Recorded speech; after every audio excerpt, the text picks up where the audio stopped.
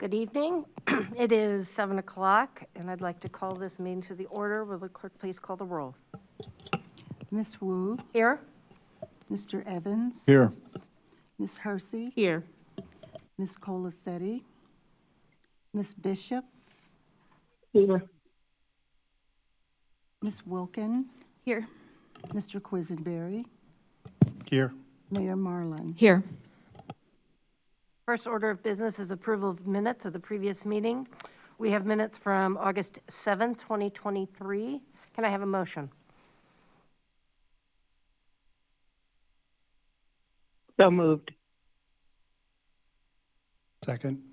Moved by Chandra and seconded by James. Is there any corrections or discussion? All those in favor, please say aye. Aye. All those opposed? All right, those are approved. Are there any additions to the agenda this evening? Nope. All right.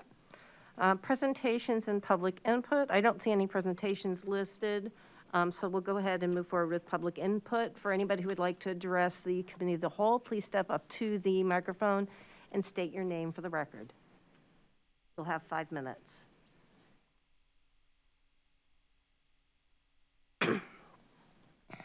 All right, seeing none, the next item of business is a staff report.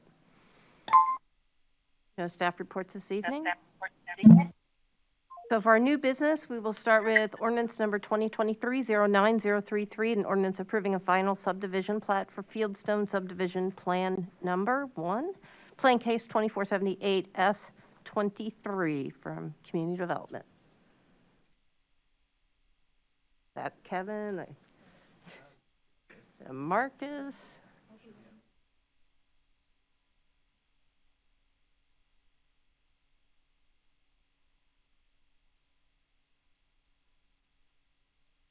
There he is.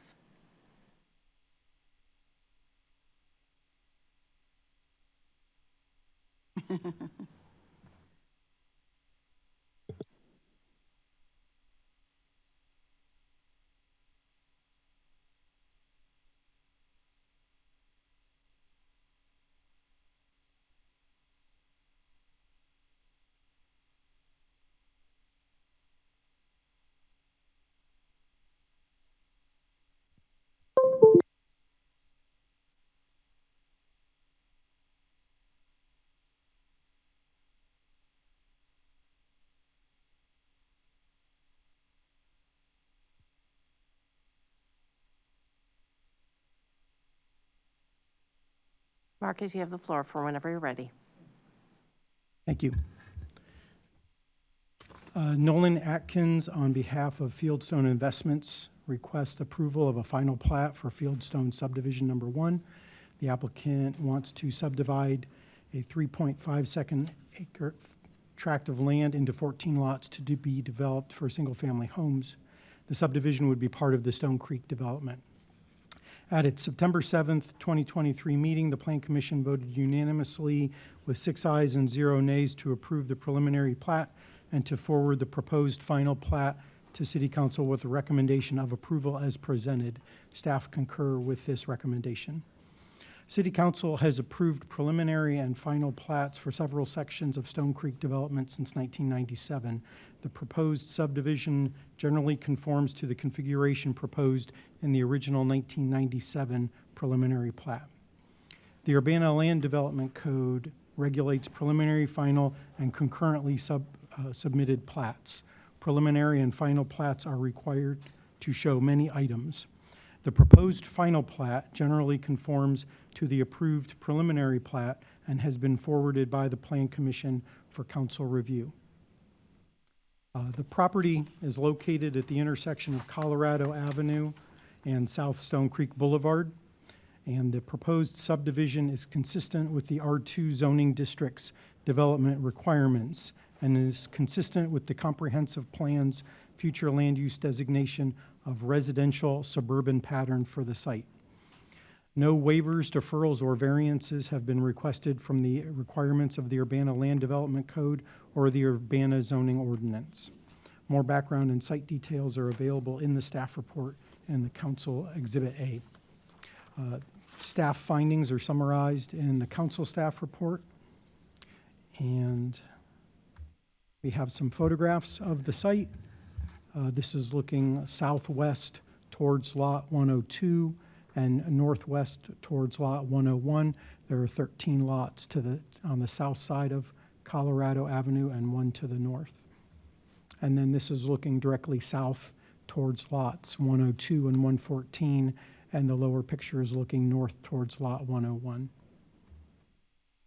This is the preliminary plat in its entirety.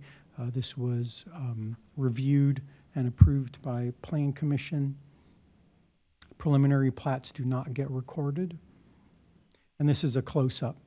You can see Lot 101 on the left side, that's the north end, and then the 13 remaining lots on the south side of Colorado Avenue. And this is the final plat. And then zooming in on the final plat, again, there's a lot less detail in here. Most of that is shown in the preliminary plat. And Lot 101 is on the left north side, and the 13 lots are on the south end.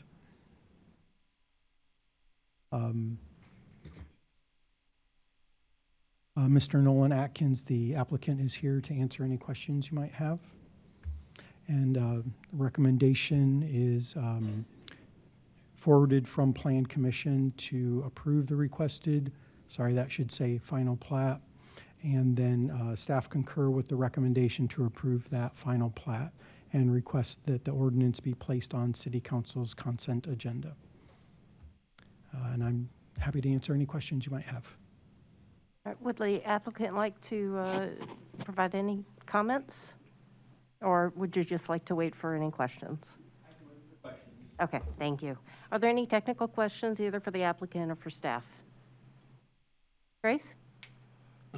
Thank you. I was wondering if this construction will be held to our new subdivision and land use requirements? Yes, it would. It will. Okay, thank you. And is there any change as far as drainage or any other technical things in this plan that need to be changed to meet our new standards? No. And the drainage was already accounted for in the earlier stormwater management plan that was submitted years ago.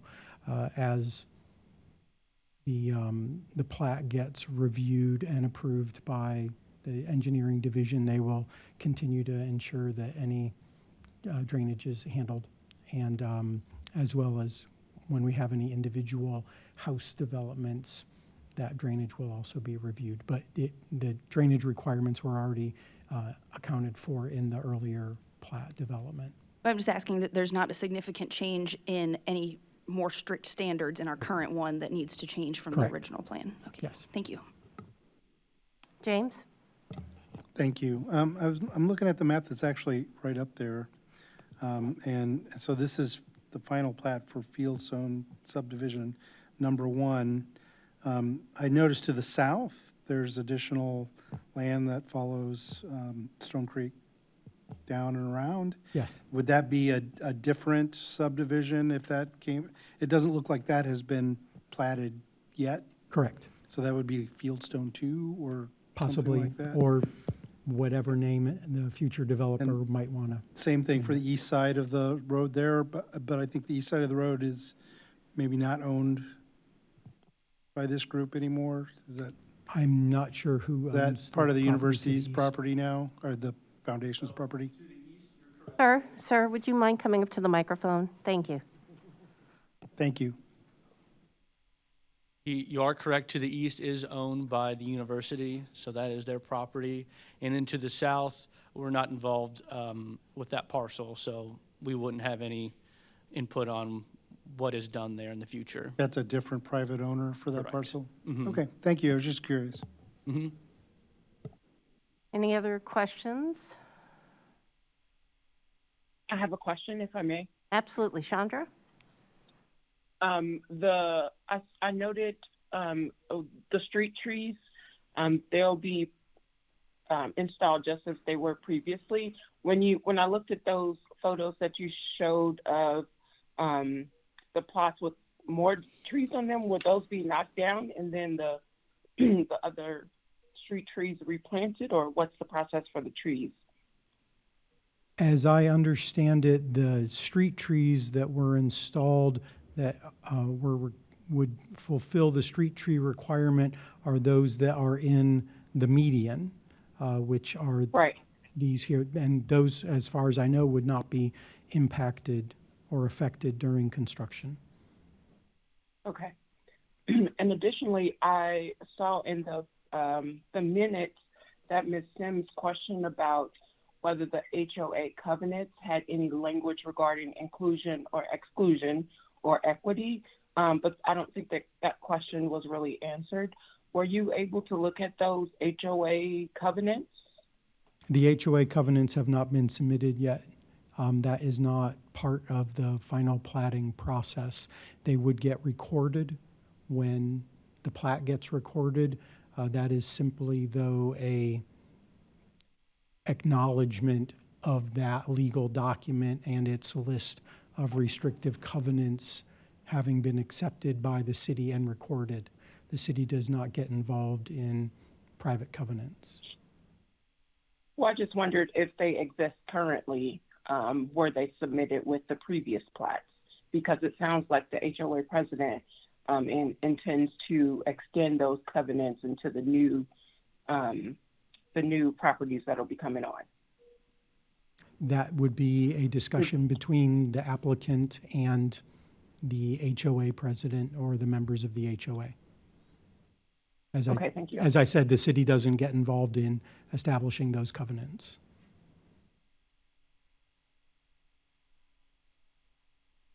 Chandra, did you have any other questions? No. Okay. Well, based on Chandra's question, I actually have a question on HOA. Does the city have the right to state whether or not HOA covenants can restrict the number of rental units, since we have a human rights ordinance in place? I would leave that to our legal counsel to answer. That has never come up during my time here. Okay, it seems to be a progression with HOA lately, that they have decided that they don't want to have any rental units in the area. I'm would- not saying that that's the case in this instance, Right. but it's something to kind of keep in the back of our mind. Okay. Any other technical questions? No? Oh, Grace. Thank you. And it's my understanding that this is an enterprise zone, is that correct? And so if they apply, would get the benefits of 5-year progressive reduction of property tax contribution? I did not research that. I could check that and come back with you at next week's council meeting, or unless. I can answer that. Okay. Yes, it is part of the enterprise zone. Okay, thank you. James?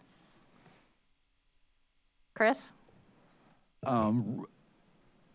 So, Kevin, how does it qualify for an enterprise zone? It is in an area that is part of our established enterprise zone map that we adopted many years ago. Oh, okay. But this isn't the federal one I'm thinking of. This is the city of Urbana. Is it? Yeah, the one that's known as Think Urbana. Okay, thank you. I think you're thinking of the opportunity zone. Yeah, that's what I'm thinking of. James? I was curious, which AOA are we talking about when we're talking about an HOA playing into this? I was asking Chandra, actually, if she knows which HOA we're talking about. There's several around this area. Well, so sorry. I'll let Chandra answer if she wants, and then I can weigh in. There was a letter included, Stone Creek Subdivision Homeowners Association. Which one that is, I don't know. That's all. It was a letter within the packet. Tom Roth is the president. That's all that I don't know a name of it. Stone Creek Subdivision, I guess, is the name. So to follow up on that, so that is a homeowners association which covers, I think it's 4 or 5 of the previously platted subdivisions that are, I guess, collectively known we all know just as Stone Creek, the area that's been developed. it has not been established whether that HOA is going to govern the subdivision that we're talking about tonight. We don't have really any reason or to say whether these or this subdivision tonight should be part of that HOA. That's a private matter. Thank you. Any other questions? All right, I would entertain a motion.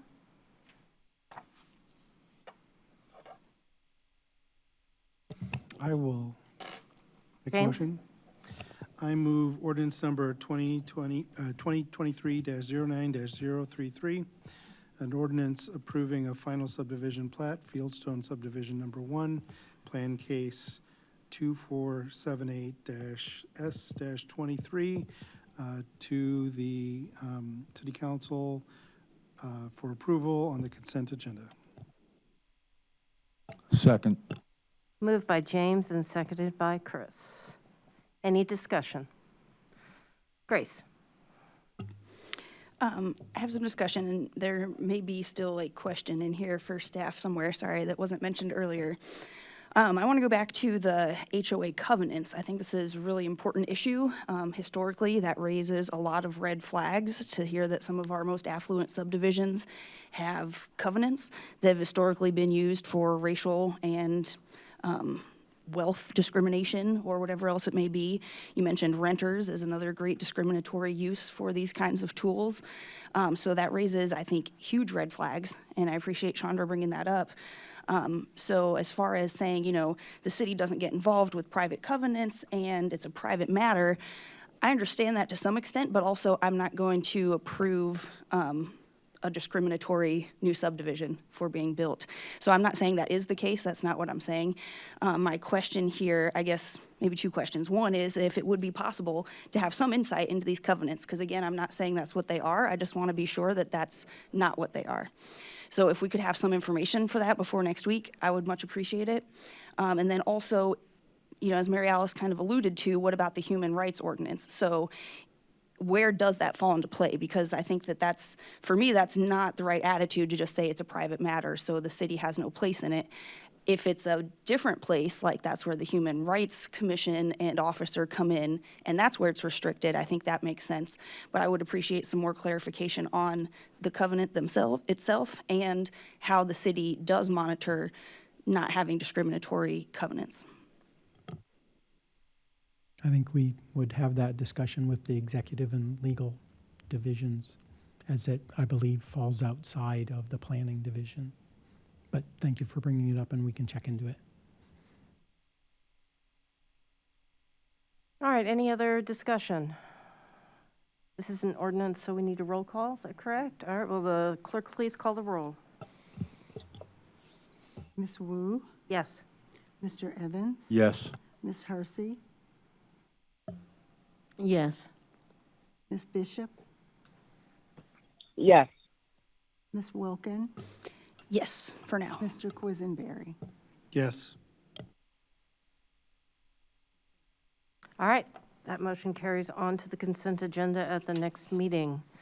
Next order of business is ordinance number 2023-09034, an ordinance amending the Urbana zoning map for 601 Killarney Street, Plan Case 2477M23. Is this yours as well, Marcus? All right.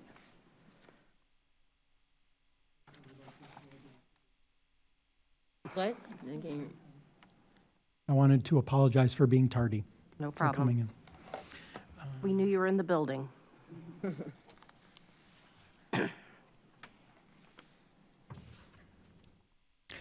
Tom Clarkson, on behalf of the Urbana Country Club, requests to rezone 601 Killarney Street from B3, general business, to R4, medium-density, multiple-family residential. The proposed rezoning would permit the expansion of the country club, including construction of a maintenance building on the property. At its August 24th meeting, the Plan Commission recommended unanimously that City Council approve the request as presented. Staff concur with this recommendation. The site is located east of the Lincoln Commerce Center Commercial Park on the east side of Killarney Street. Here's the Lincoln Commerce Center. These two properties are zoned B3. The subject property is the one in the speckles. To the south is Woodlawn Cemetery, and to the east is Urbana Country Club. Here's an aerial shot. The colored shaded areas are those within the city limits. You can see the red and gray sort of corporation limits outlining here, coming around, and then going back around the other side of the country club, with the country club in the middle and a residential subdivision outside the city limits.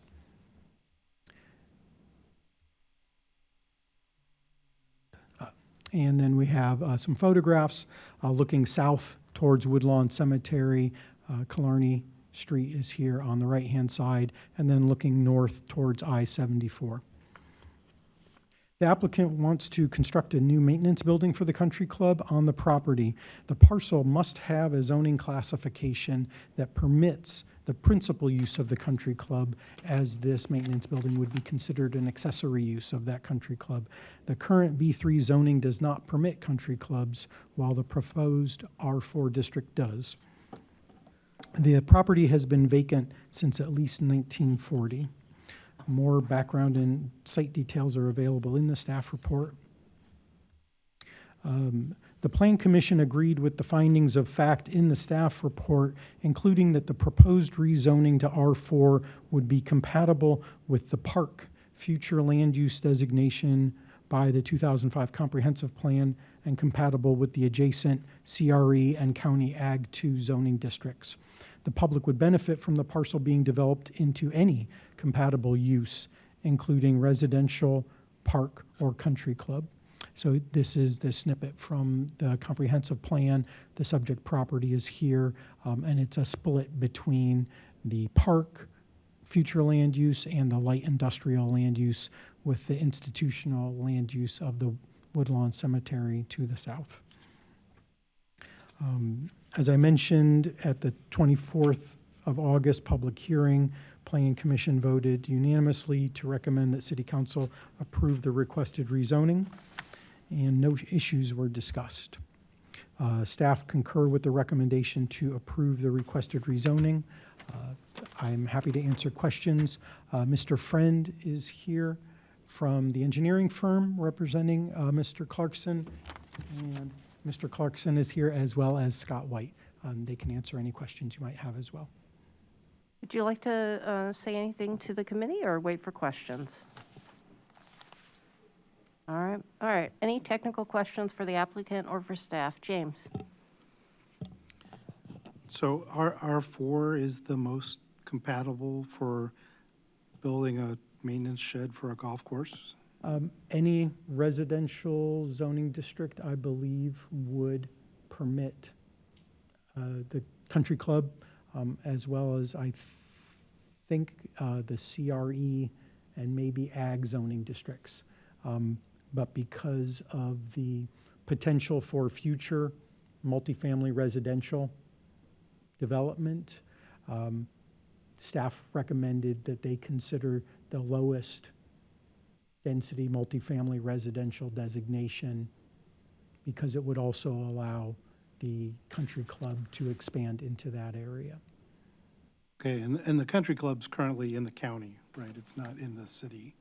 Part of the country club, most of Golf the country course club, is in the golf course and is so in the is county, the yes. cemetery, right? Yes. So this is just our part of this area that is in the city limits. Is the zoning for like Stone Creek R4? The golf course, the Atkins Golf Center? I'm not sure. I could check that out for you next week. I'm just curious. Is there plans, or does the country club have a plan to build residential buildings on this land? So if you look to the east, there is an annexation agreement that will be expiring shortly. And in that annexation agreement, these portions of the county-located land are treated as CRE and R4 by the city.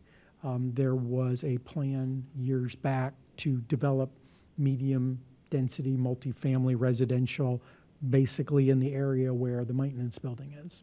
Those plans didn't materialize. I think it was a previous owner or previous operator.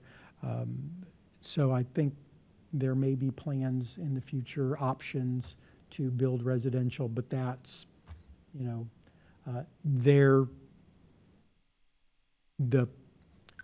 the language that was in the application was about building a maintenance building. We have a site plan that includes a maintenance building on it. But again, rezonings are for whatever land uses are in that zoning district, which in this case would include country club and medium-density multiple family residential. And I think in the packet for the Plan Commission, there are sheets, our zoning description sheets that list all of the allowed and special and conditional uses in the existing B3 zoning district as well as the R4. All right, thank you. You're welcome. Grace?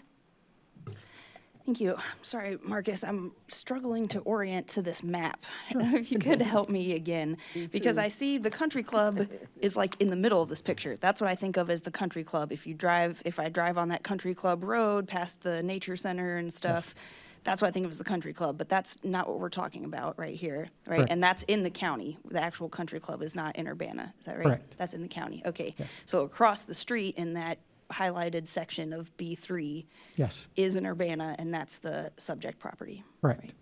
Are there, in between those, the subject and the actual country club, where it's CRE and R4, is that also country club owned? Yes. And in Urbana? Yes, and these are, no, it's out in the county as well. Okay. So anything that is in the city is shaded, showing its zoning district. Anything outside the city shows up with no shading and is in the county, except for this parcel, which is subject to an annexation agreement. And that annexation agreement has the city treat the land as if it is in the city for the purposes of zoning, among other things, building code. If they wanted to build something on that property, they would build it according to the city's building code.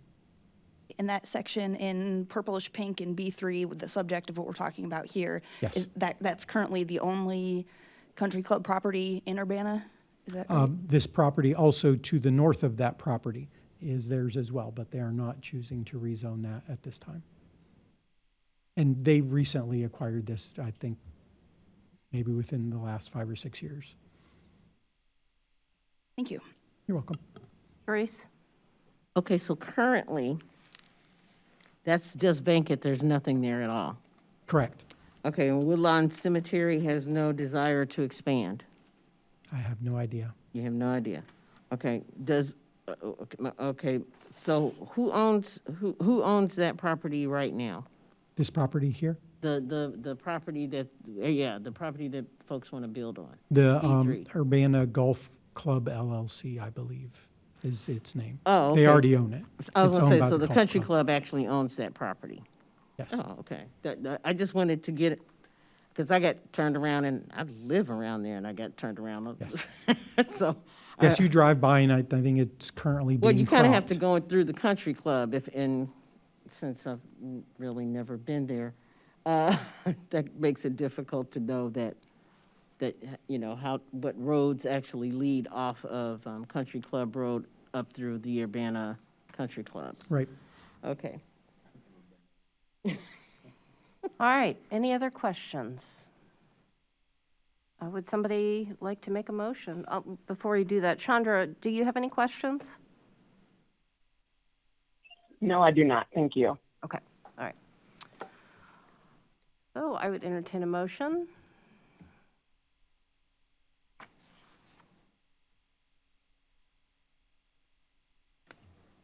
I will motion that ordinance number 2023-09-034, an ordinance amending the Urbana zoning map, 601 Killarney Street, Plan Case 2477-M-23 for approval on the consent agenda next week. Is there a second? Second. I'll second. I'm going to give it to Chandra, James. Okay. All right, so moved by Chris and seconded by Chandra. Any discussion? All right, will the clerk please call the roll? Ms. Wu, Yes. Mr. Evans, Yes. Ms. Hersey, Yes. Ms. Bishop, Yes. Ms. Wilkin, Yes. Mr. Quisenberry. Yes. All right, that motion carries. Thank you very much, Marcus. Thank you. The next item on the agenda is ordinance number 2023-09035, an ordinance revising the annual budget ordinance, budget amendment number 2, DCEO grant. And Carol. Thank you. This was part of an omnibus budget amendment from the last Committee of the Whole and Council meeting, and it was pulled out for a standalone consideration, which we appreciate because it gave us a chance to reconstruct the sort of decision-making history. This is about a $1.5 million of a total DCEO grant of $2 million, and what we are proposing is to move it from Community Development Grants Fund number 331 to the CRNI Fund, which is Fund number 200. And the history is outlined in the memo, and Elizabeth Hannon is here to answer your questions, as is Tim Cowan. So I'll just stand on the memo and respond to any questions. Any questions for staff? Grace. Thank you.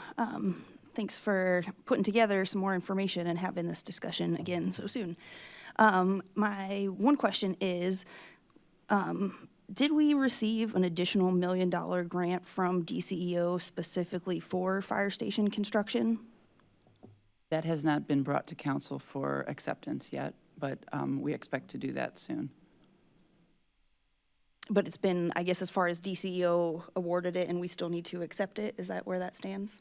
I would have to check on the status of it, but we have reason to believe that we will be receiving another $1 million from DCEO Okay, thank you. for fire stations. Thanks. Any other questions for staff? Chandra, do you have any questions for staff? Yes, I do. I was just getting ready to come off mute. So in the memo, it said that 7 out of 7, talking about the survey, and I think the date is written wrong. It says 2002, but I think you may have meant 22, October 22, but nonetheless. Strongest support for seeking grants, 7 out of 7. Bonding additional funds, 6 out of 7. And majority council, 4 out of 7, also supported CDBG and ARPA funds. To me, 4 out of 7 is barely a majority. Nonetheless, yes, a majority. But I think that bonding and additional funds seems to even more outweigh giving the DCEO funds to the fire stations. Sorry, excuse me. And I understand that we've had this conversation sort of round and round, but I would like to suggest, well, I'll leave it at that. What was the thinking behind just using these funds instead of saying, okay, we're going to leave maybe half or, all of these funds in community development because the council wants to see us do bonds or more grants?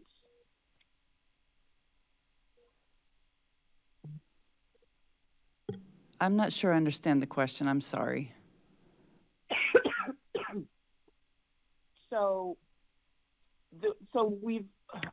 Looking at the council goals and all of those things, we are wanting to use that DCEO money for other things aside from fire stations.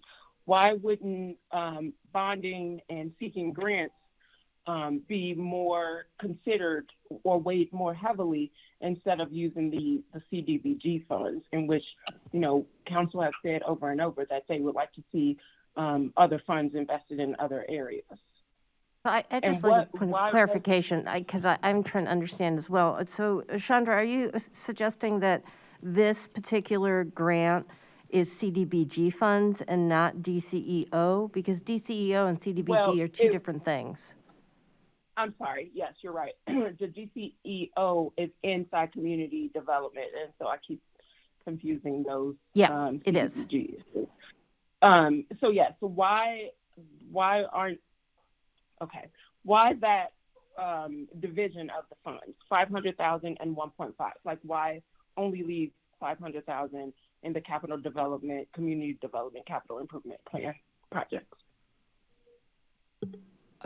At the moment, I'm sorry, I wasn't prepared to reconstruct the original allocation of the grant itself, but when we accepted the grant, and you're right, I'm so sorry that it's supposed to be October of 2022 was our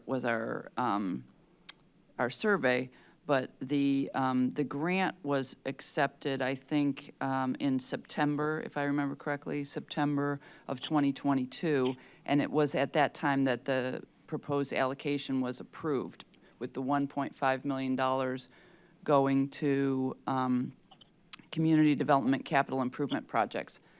I didn't go back and refresh my memory about why that allocation and not more for the other items. So I apologize for that.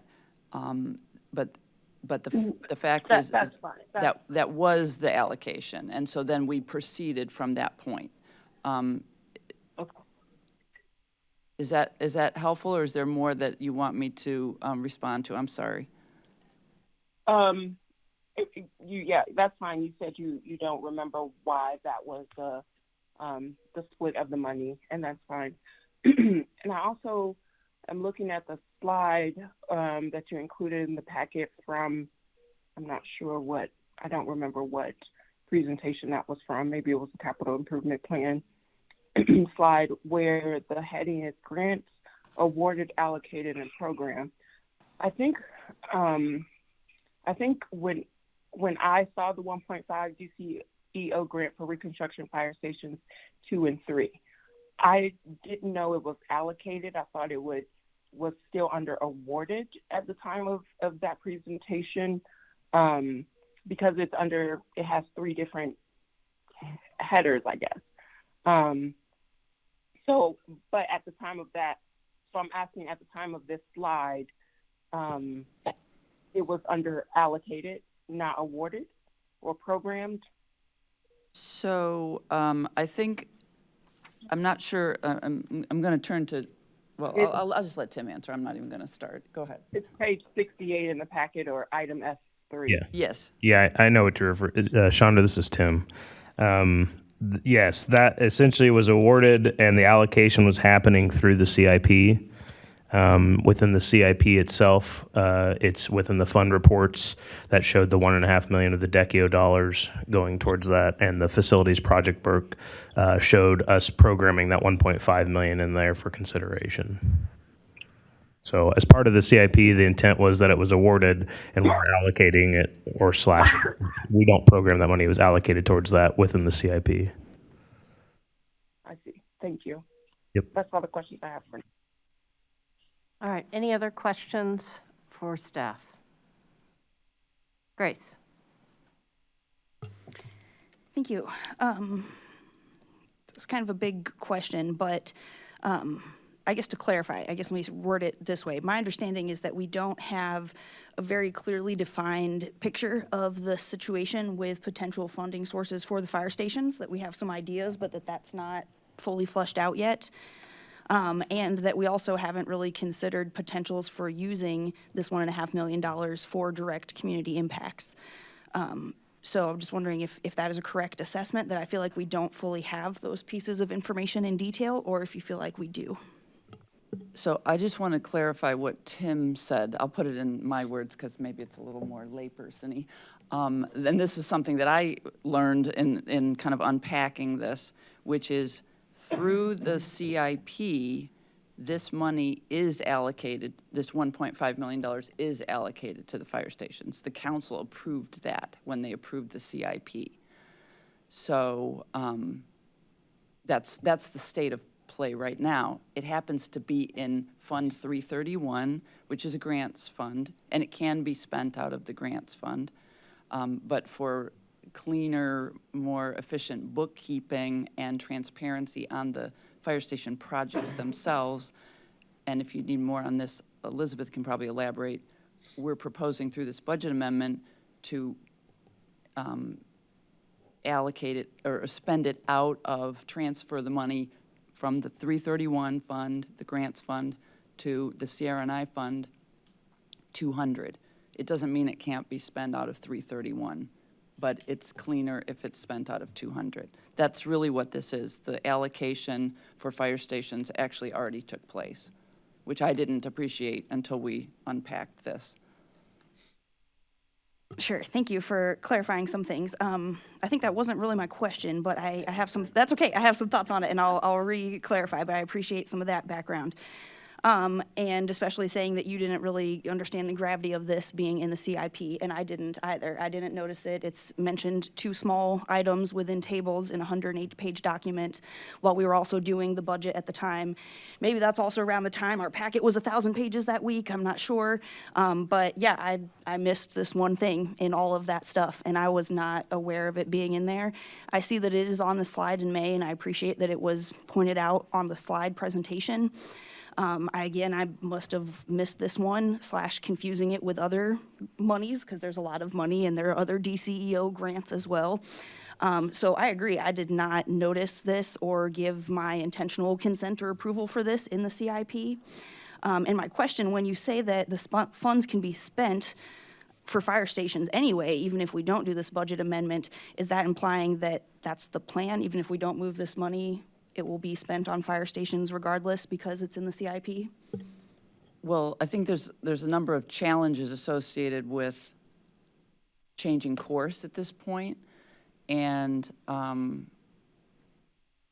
that's one of the things we tried to that we talked a little bit about when this was in front of council last week, which is the time limit for spending this money. So. And we have a signed grant agreement that we would need to amend, and I don't know what we have a grant agreement with DCEO. So we would have to amend that, and we don't know that they would accept that. But we're on a clock, and if we don't spend the money on what it's approved for, then we just lose it. I don't understand that piece because we approved this a year ago, last September, $1.5 million for community development capital improvement projects. That was it. It seems like you were saying that that meant that that was the direction that we were going towards fire stations, and that is not written in here, and that was not the conversation. That was not the discussion. It was very clear equals projects were brought up, other things were brought up. Fire stations were mentioned by staff, not by council, and we did not have a conversation about that, and that's not where we left it. So I don't understand why we would have to change anything as far as our grant agreement when we accepted it and allocated it for community development capital improvement projects. We have a much more robust, lengthy signed grant agreement that followed on that initial allocation from DCEO. And this is why in the sort of retracing our steps, we had the initial acceptance of the grant in these broad categories, and that was in September of 2022.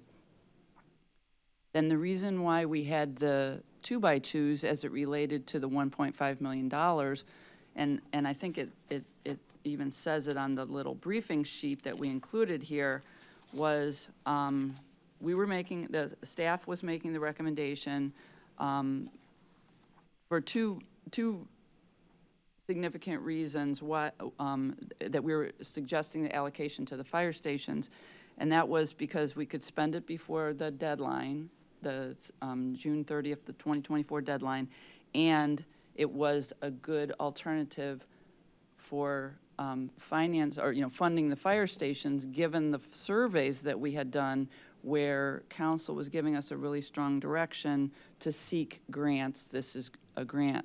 So then, with that direction, as opposed to sending us in another direction to include something different in the CIP, that's why it was included in the CIP. As Tim explained, it was called out on the slide presentation when we presented the CIP. Then it was in, I would say, less important in the fund report, although that's technically important. But one of the reasons why, and this is one of the pages that's included, this is from section 4 of the CIP. We wanted the CIP to be easier for people to understand, and that's why we introduced this project-based, we have the facilities book, we have the transportation book, and whatever, and it's project-based, so people can look and see a project and see where the funding is coming from. And so that is another place where that we were on a path, and if we were going to be on a different path, that was what we expected council to redirect us through those 2x2s. If you wanted us to present something different in the CIP, we needed to know that so we could develop those alternatives. So we're way down the road from that now. Not saying that we can't redirect, but that's, we can't take for granted that we can get through DCEO in a timely manner to then turn around and figure out which projects we're going to spend this money on. And it's counter to the direction we got from council to seek grants.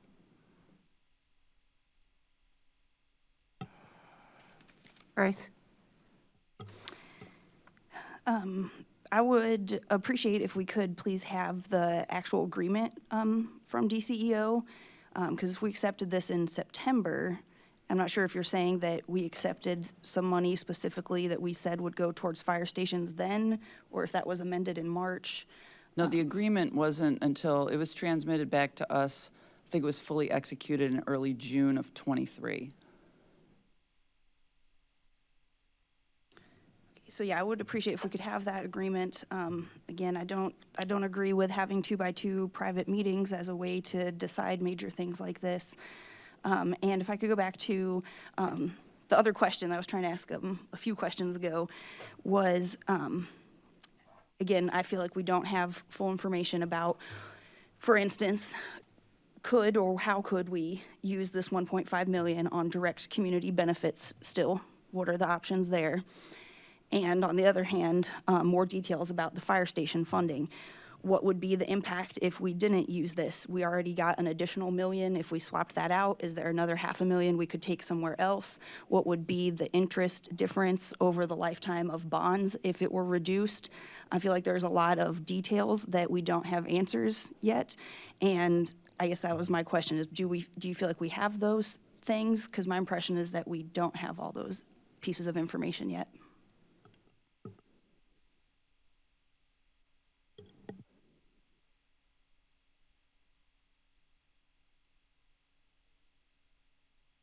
I feel like we could, each step of the way, we could be asking ourselves those questions. So you're saying at this juncture, can we ask ourselves a question about, well, what if we didn't allocate the $1.5 million to the fire station project as a grant, and then we were bonding that amount, and so what's the impact of that? We can ask ourselves those questions as we proceed, but I do want to clarify that the purpose of the 2x2s was not to make a decision. It was we needed direction because we put the CIP together. We want to be, we don't, like, if you say, I'm going to give maybe this is a really dumb analogy, but if we say, look, we want, we're going to be putting, we're going to be painting, we're going to be putting blue signs out for something. And so we say, we're going to be ordering blue signs, and is everybody on board with blue signs?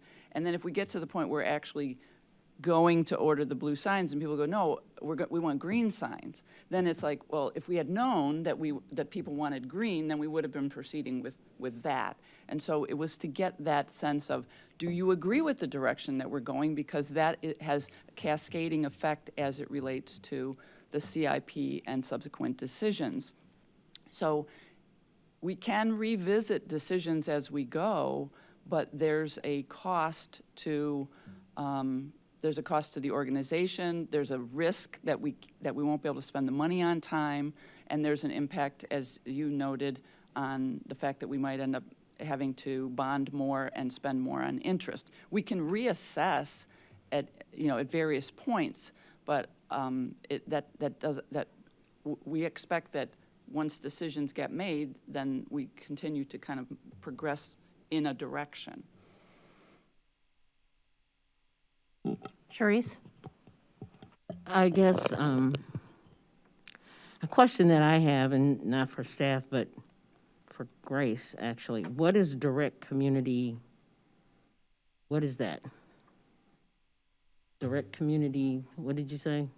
Using it as kind of a broad term for things that would directly impact the community, like if we did another round of equals grants or the youth service grants or violence intervention programs, things that would have a direct impact on the community. So you don't think that having a fire station has a direct impact on the community? I don't think that using this 1.5 million from DCEO will have a direct impact on the community. I'm sorry, could you please explain? I think we're gonna build fire stations and we're gonna provide basic services of good quality fire service, regardless of whether we use this money from DCEO to build fire stations or not. But I don't think there will be any improved service for residents by taking money from this pool rather than from other pots of money. All right, I'm going to ask Okay. that this be left to a discussion point. So I'd like to reserve this time specifically for questions to staff. Anybody else have any questions for staff? Chandra, did you have any questions for staff before we move on? No, I have no further questions. Thank you. Okay, all right. So at this point, I would entertain a motion. I move for ordinance number 2023-09-035, an ordinance revising the annual budget ordinance, budget amendment number 2 DCO grant, be moved for approval to City Council next week. Moved by Sharice and seconded by James. Discussion. James? So I'm glad we had more time to talk about this because it was clearly needed at the last meeting because it wasn't discussed fully at the committee of the whole the previous week. I will say that, first I want to go on the record to say that I find the 2x2s a very efficient way to share detailed information and to ask questions. I don't think there's ever been a 2x2 where I've learned things that I thought were important to share that I haven't subsequently commented, asked questions, or discussed that when the decision was being made. It's been clear to me from the beginning that we need to replace these 2 fire stations. In order to do so, we have given staff guidance through feedback that they've asked for us to try to support that with grants. I am satisfied that we can legally use this money that comes from the state. If that's $2.5 million that we don't have to bond and put on the burden of the public, I'm going to support that. I would also consider if there were options that were possible, feasible, that we could mitigate that as we get closer to the time where we're actually bonding and somebody explains where interest rates are going to be at that time in the future, that if there are projects like that and it is feasible to do them, we could spend less of this on the fire station. But I haven't heard what those particular projects are, and I don't know that it's feasible that they could be implemented by, I believe I heard, the end of June 2024. Is that the right date? So I don't know in my mind that it matters whether this budget amendment occurs because we passed the capital improvement plan. It was in there. It was clear. It was allocated that way. It's a legal source of funds from grants. I believe that these fire stations are in locations where they support our communities, particularly our communities that could benefit from that. And so I'm going to vote for this, but I don't think it matters in the end whether this particularly passes or not. Sharice? I'm just, I think I just want to say regarding the building of the fire stations in general, we asked the city to find alternative funds for this to take place and happen, and that's what they did. And whether you really think about it or not, that says something to the residents of those areas and how you value them, or whether you value them at all. It is a direct, it does have a direct impact on the community, and in that we're hoping to have, keep those particular fire stations staffed with very well practiced and well educated, so to speak, in the fire industry at least, fire officers, and we also, I'm hoping, at least for the fire station in my ward, that fire station can be a part of the community, that this is a place where our fire stations, our firefighters can be role models for the young children in my ward and in my direct subdivision, because that's where this particular firehouse will be housed. It'll also help, I believe, in my ward particularly, hopefully bring up property values, hopefully show the community that is surrounding it that they are valued members of the city of Urbana. And on more than one occasion, the firehouse already that is so small you can hardly get the fire trucks in it, has been invaluable to not just the surrounding neighbor community that, where they go, make calls to help people get picked up off the floor, or to help somebody that is sick and can't be determined what, they've fallen and they can't get up, so to speak. Those are the kinds of services a lot that fire station serves in my community, as well as, when I think about it, when I was first appointed, one of the most important things was that they were first on the scene when a Champaign church was going up in flames. So there is a direct service to our community, to our area. So I would like to keep that in mind when you're thinking about, making the city jump through a bunch of hoops, which they've jumped through. But if we've said that we're going to use grants and you're against spending any other monies, I don't know where one expects grants to come from, except from the people that we get grants from.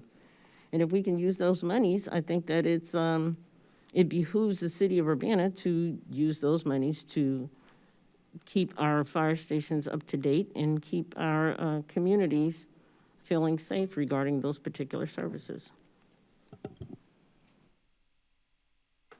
Anybody else would like to offer discussion? Chris? Thank you. In thinking about what to do with the 1.5 million DCEO grant, some points to consider.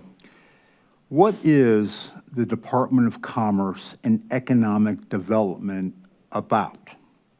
From their website, their mission statement reads as follows.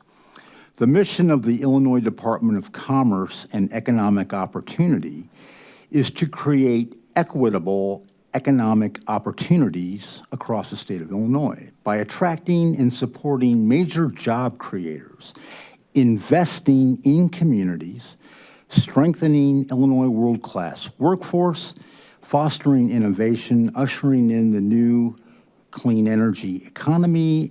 DCO works to fortify Illinois' reputation as a global economic powerhouse while ensuring Illinois is the best state to live, work, and do business.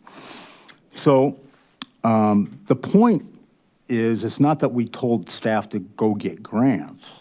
It's which grants are you going to take? And I would submit that it is inappropriate to take a DCEO grant. There is no definition I could find this morning about what the DCEO grant, and I would piggyback Alderperson's Wilkins' request for, I'd like to see the paperwork of the grant and what it was, you know, what we were applying for.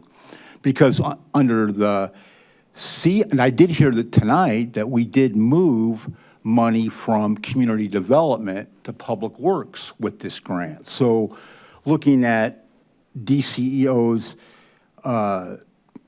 management of CDBG grants, it specifically says you cannot use them for government buildings such as city halls, police stations, or fire stations.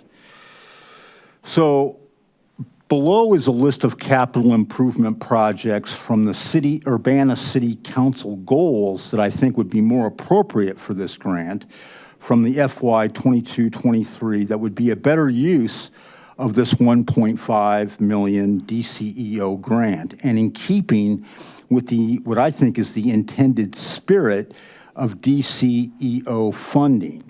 Strategic area number 4, economic recovery and development. Strategy number 3, recruit new businesses and industries. Action step B, create an incentive package and recruit a new grocery store and essential services to Northwest Urbana. We could use the 1.5 to create an incentive package for a grocery store. Or strategic area number 3, infrastructure. Strategy number 2, increase investment in infrastructure equity. Action step B, implement equal selected projects.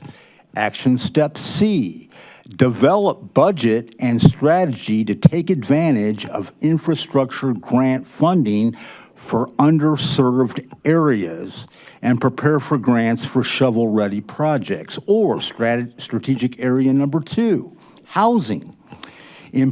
Strategy number 2 said improve housing quality. Action step A, pursue funds to rehabilitate dilapidated homes in targeted neighborhoods. Or action step B, provide targeted assistance for home rehabs and repairs for seniors, persons with disabilities, and low-income households. Or we could consider re-subdividing the proportions and categories for the $2 million DCEO grant, because it's clearly that staff, when they got the grant in August 22, and I re-watched the September 19th council meeting, Sheila Dodd had already budgeted the 1.5 and then let it slip. Well, that's for fire department, is what she said. And then it was the administrator who suggested to Alderman Wu's question about what about equal projects. It was suggested, yeah, we could do that, or we could do fire stations. So that was when we first introduced the idea of using this DCO grant as a fire station project. So we could put better emphasis and priority on our number 1 strategic area, violence prevention. And we could also, our other priority was affordable housing, and that's strategic area number 1, public safety and well-being. Pursue methods to mitigate community violence. Action step A, fund community partners that address the root causes of community gun violence. Or strategy number 3, promote community well-being. Action step A, fund and support community partners that promote health and wellness. And strategy area number 2, housing. Support, strategy number 1 was support housing security and equity. Action step B called for determine the amount of ARPA funds, I would submit DCEO funds, to set aside to align with the identified needs and gaps in the Home ARP Action Plan. And action step C, coordinate with housing and social service agencies to reduce homelessness. Those are the direct benefits I believe Alderperson Wilkin is trying to refer to. Thank you for letting me speak. All right, Chris, would you take the chair for a moment? I will take the chair and recognize Mary Alice. Thank you. So, as we reflect on, we've been talking about the firehouses for quite some time.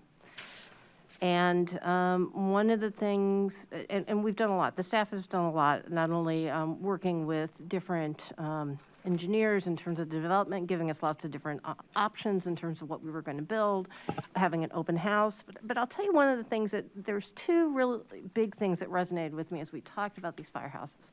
The first one was just walking into the firehouses. I mean, hopefully people saw the firehouses going right by right now. Hopefully people saw the pictures, if there were pictures of the interior, but if you actually physically walked in the firehouses, I mean, they're a tight squeeze. There's not a lot of room in there. But what really resonated with me was when we had the open house about the possible construction, and 2 brand-new young firefighters walked in. And I asked them, I said, so tell me, you guys have been on the job for a couple of months, what's it like?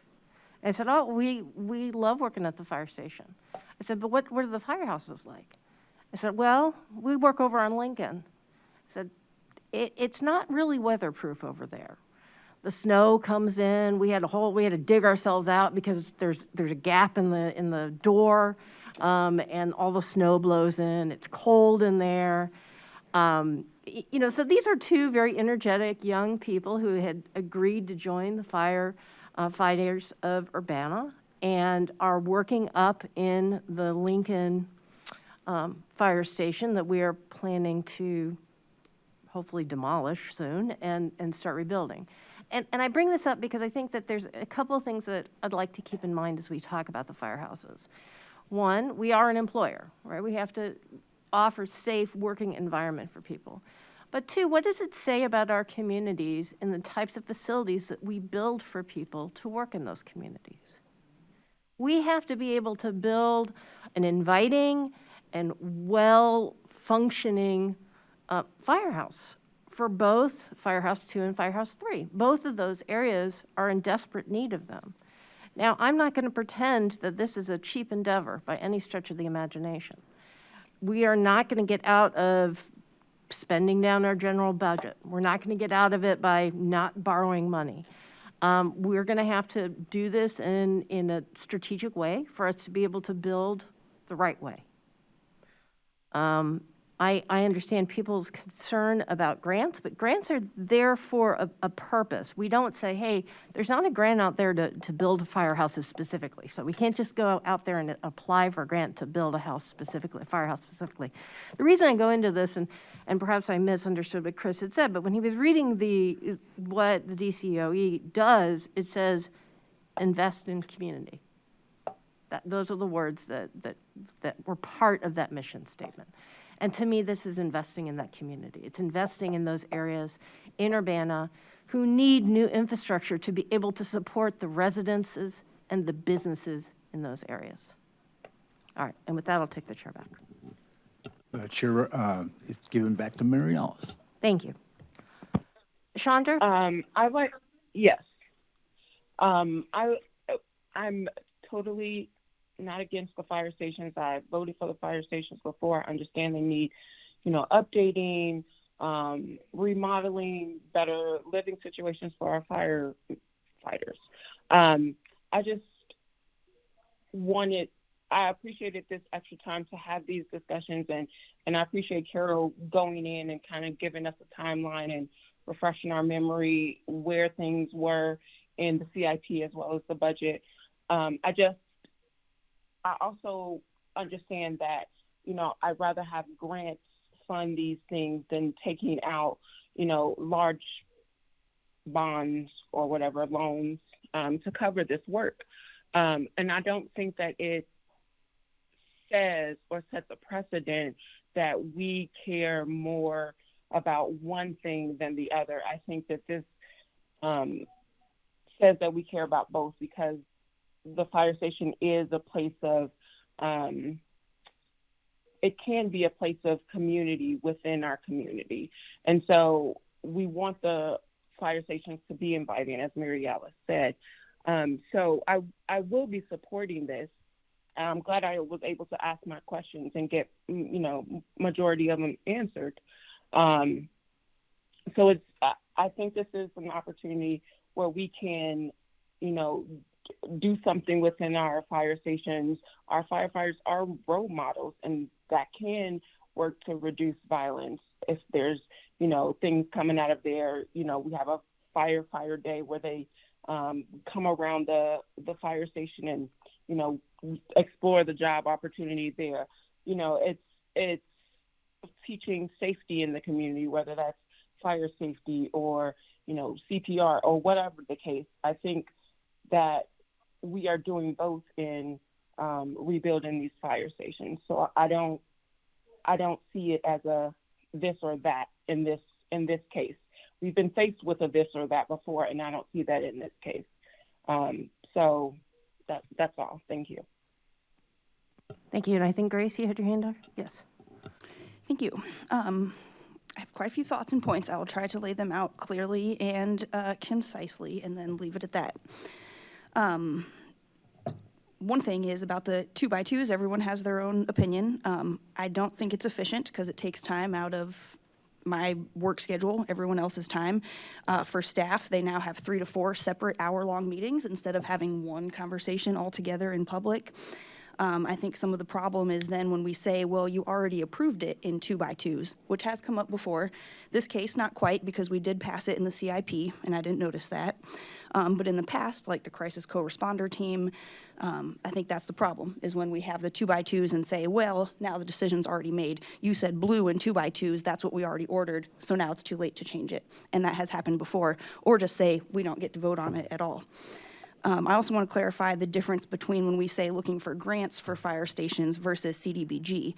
And I think this was kind of back to one of Chandra's earlier questions with some of the hard distinction, because this is a grant that's in a CDBG fund that we would be moving. I think for me, the difference is talking about what I meant by that was looking for grants specifically. It is not in the CDBG fund, and it is not a CDBG grant. I just want to clarify that. It's in the Community Development Fund. Oh, yes, community development, not community development block grant, right? That's two very different things. Yes, thank you.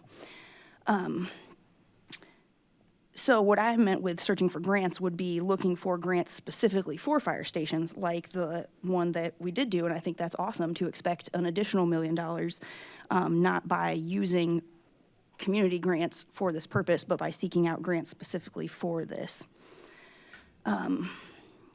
I think that obviously fire stations and department are essential, and for me, that's not what this issue is about. I think that's distracting from the actual issue. This is about how to fund the construction. Whether we're going to construct them or not is not a question and hasn't been a question. The way I see it, we're going to build them, and that ball's already rolling. This DCEO money is not going to make them any better. We're not talking about enhancing them or building anything extra. We're just talking about using this money so that we can reduce our bonding or other contributions.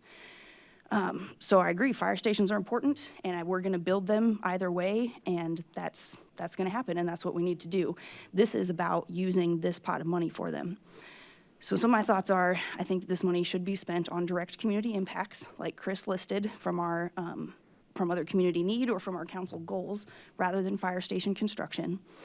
I think that this shows that we're saying that a priority of reducing debt is more important than those direct community impacts to low-income and most socially vulnerable residents. If we expect another million coming in for fire stations, that would leave just, if we swapped that out, that would leave just $500,000 that I think we could find from other places, such as the general fund balance, maybe delaying some non-essential other capital work on city buildings. I think that it's right for the city to manage our existing budget for capital expenses for basic services, which are important, and not at the expense of other opportunities. I think we can, and we would, if we didn't use this money for fire stations, we would find other sources of funding. And, but are we going to replace this 1.5 million for the community?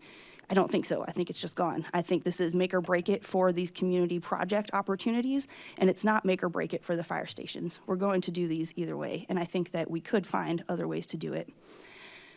I think that it's also a little premature. I think that more information would have been great. Premature / also a year delayed. I understand some of the timeliness. I would appreciate more information for options, how we could spend this for community development, and what are the details of financing the fire stations. So these are my thoughts and opinions. They're not really up for argument, but I will accept questions. I plan to vote no to moving this money, and again, I'm interested in further conversation if that is the way that things go. Otherwise, if it's decided already, then I suppose we won't. Thank you. Diane? There's a couple of things I'd like to address. First of all, I want to make it very clear, I could not be in any state any more strongly than I can tonight that there is no more fundamental public safety or direct community benefit that we could provide than a modern, efficient, safe fire station that will service for the next 50 years. People depend on those fire stations for medical calls, for, of course, for fire, responding to fires, for many other types of service. The people, and we forget about the people working in the fire stations. We, as elected officials, have a responsibility to provide a safe, clean, decent working environment, and those stations are not. They were built before people thought about toxic chemicals and separating sleeping quarters from the equipment and engines, before we had female firefighters and a variety of other things. So we as elected officials have a responsibility to think about the direct community benefit, but also our responsibility as an employer, not only today, but into the future. We are responsible for providing the service. We also are responsible for being fiscal, taking care of the taxpayers' dollars. And every dollar we get in a grant means we have to borrow less and pay less interest. And that's very important in this day and age. And you just don't go out and get grants for fire stations. DCEO, this is absolutely an appropriate use of DCEO funds. There is direct community benefit. And we just got finished allocating $10 million in American Rescue Plan Act funds. Most of that money addresses root causes of community violence. Much of it addresses housing security, food insecurity, youth programming. We can't sit here and say we have not funded in the last year community organizations addressing many of the needs that were outlined in the council goals. Can we do more? Of course we could, but this is an opportunity and an obligation for us to build the stations using the funds we can secure, reducing the amount, by any way we can, the amount that we have to bond, which then preserves funds to do other things for the people of Urbana. But to have this as an either-or situation, we want programs that have a direct community benefit, but a fire station doesn't provide that, that's absolutely false. The fire service is one of your fundamental community services. No doubt about it. Sharice? I just want to say something,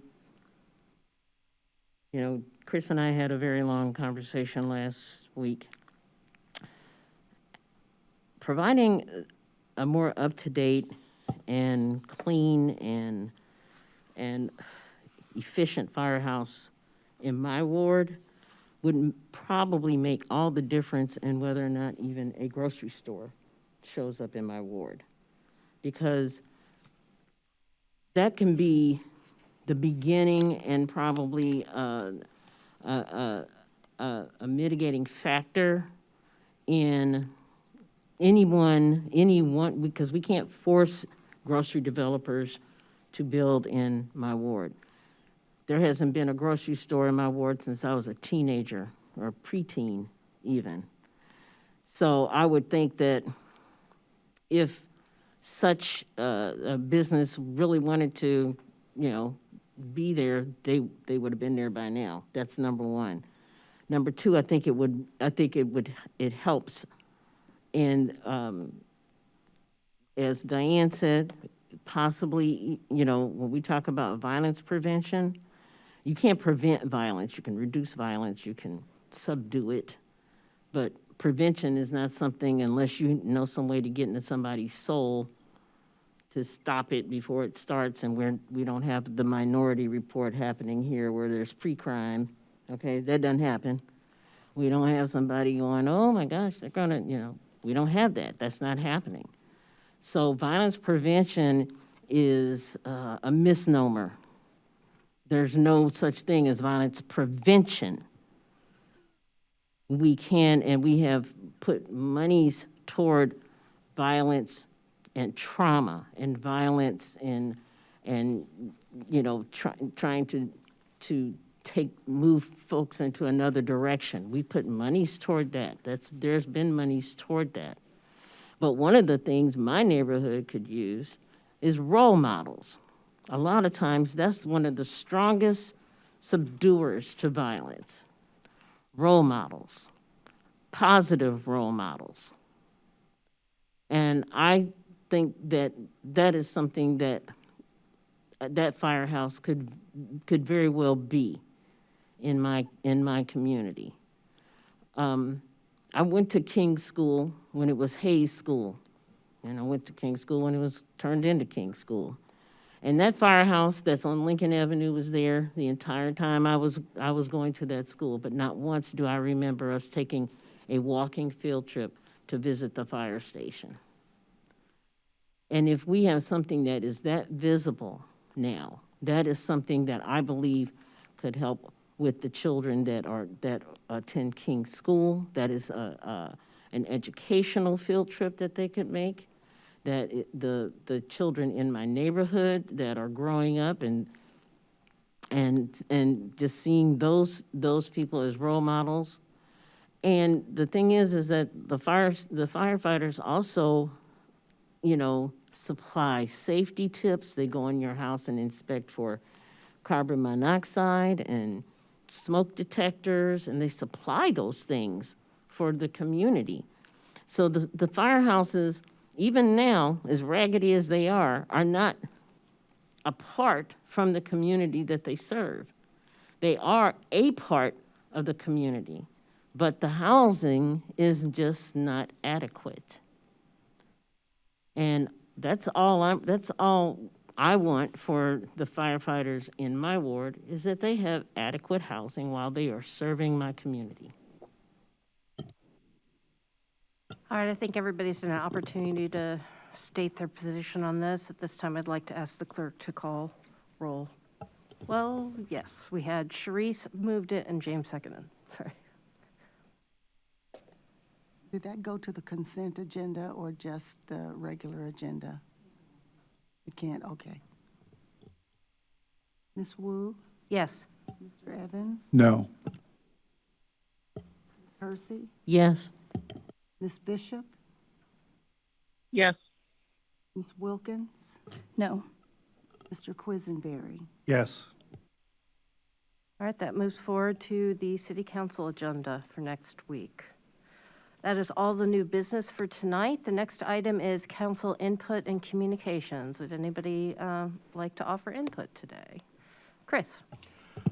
I appreciate tonight's conversation. I want to reiterate that the issue tonight was about the appropriateness of using a DCEO grant. But we've spilled into about the fire stations, and I have a whole lot to say say about fire stations in this project. I've been studying this for a good long time. But, and I wasn't going to say anything about the fire stations, but I'll do this because I think it's time we move this along a little bit, and that is that we need to stop with this 4 out of 7 quarterback sneak game that's going on. And instead, I would challenge the News Gazette to do a photo essay of both Fire Station 2 and both Fire Station 3 and prove to the citizens of Urbana, beyond a reasonable doubt, that those 2 fire stations need to be torn to the ground completely. The citizens of Urbana are the ones that are going to fund this for about 10 to 15 years, paying the interest, the 46% inflation rate, and the millions upon millions of dollars that this will cost. So I would ask the News Gazette to do a photo essay and prove it to the citizens of Urbana. They're the ones that are going to have to pay for it, and prove that those 2 fire stations need to be torn to the ground. I'd really appreciate it. Thank you. Is there any other council input this evening? Sharice? Yes, I want to state something. I'm going to go to the fire station thing because I'm kind of torn up regarding the Hope Village thing. And I've gone to a couple of meetings regarding how this particular project is going. And the challenge I have is, that's a good idea. The News Gazette could actually do more reporting into that and investigating, because the word that I'm getting, and it's unfortunate, and the word that I know from being at one of the meetings, is that everything is not copacetic with this particular project. And I would really like for our planners and our public works people to go out and have a look-see at the site and see what's going on.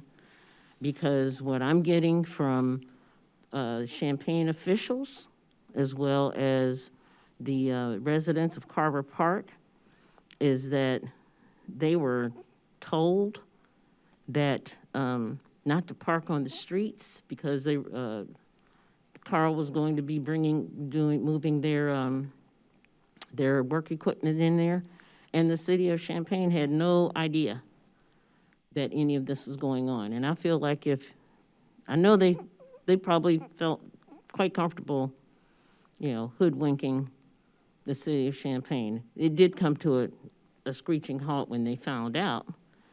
But if they're bold enough to do that, to just feel like they have the authority to tell the citizens of another city where they're going to have access and how their streets are going to be, if they're bold enough to do that without the input of the city and the citizens that are in that area, I would not be the least bit surprised that they're not doing the same to us. And we need to take a more proactive step to make sure that they are sticking to the ordinances that we have put forth, have been put forth for any other developer, any other person developing such a site, and that they are doing what they said that they were going to do. Mainly because we rewarded them ARPA funds. And it's my understanding from what the RPC rules were, was that if you're not doing it right, you have to pay it back. So I think we need to be more vigilant regarding this thing. I know it sounds good, it pulls on the heartstrings, and no one that I have talked to at any of these meetings from Champaign or Urbana is against the Hope Village being built. They are not, however, willing to feel like they are being ramrodded and that their civil rights are being violated by this particular institution. So that's what I'm going to say. Any other council input? Yes, I'd like to say something. Okay, go for it, Chandra. I like to say, first of all, that violence prevention is a thing, and that the goal of violence prevention is to reduce or eliminate the occurrence of violent behavior and their harmful consequences. Yes, it's a complex and multifaceted thing, but I would like to say that it is real and it exists. Some approaches to violence prevention is education and awareness, conflict resolution and mediation, mental health support, community programs, policy and legislation, victim support services, economic and social interventions, domestic violence prevention, gang intervention, school-based programs, crisis hotlines. The list goes on and on. And we see that happening in our community. Yes, even though violence still exists, violence prevention does work and does exist. And its successful prevention often requires a multi-pronged and coordinated approach involving government agencies, elected officials, healthcare providers. And so if we're saying that violence can be prevented out in public, then it won't go away.